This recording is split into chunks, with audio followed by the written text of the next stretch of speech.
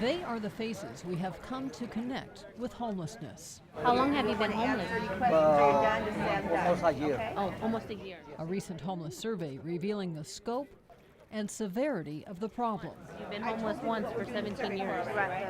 But no matter how long it's been, or the circumstances that brought them here, Where did you sleep last night?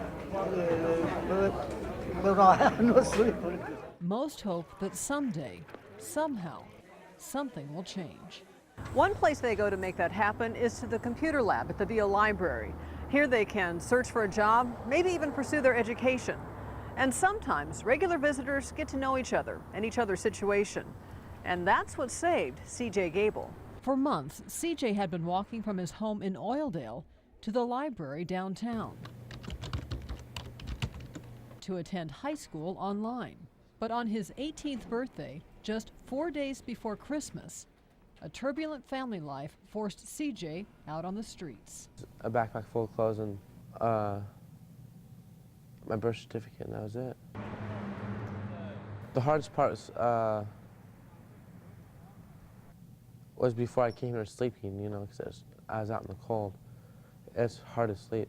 But despite his circumstances, CJ continued his trek to the library until one day when some homeless men who had become acquainted with CJ saw that he now needed their help. They kept telling me, you should come, you should come, you should come, and I'm like, what do I have to lose, you know, why not? And I just came over.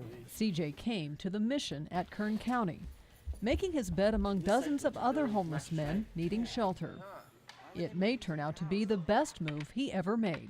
We're trying to curb homelessness, but also we're trying to restore people. Joe Raditz works at the mission and is in the process of setting up a GED program for the residents here.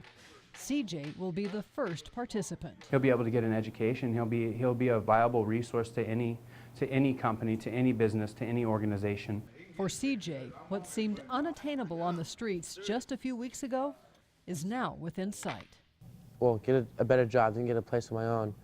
And then as soon as I get enough money, I want to go to college. I really hope CJ's story will touch some people and let some other people see how grateful they need to be for what they have available to them, because CJ hasn't been dealt those cards.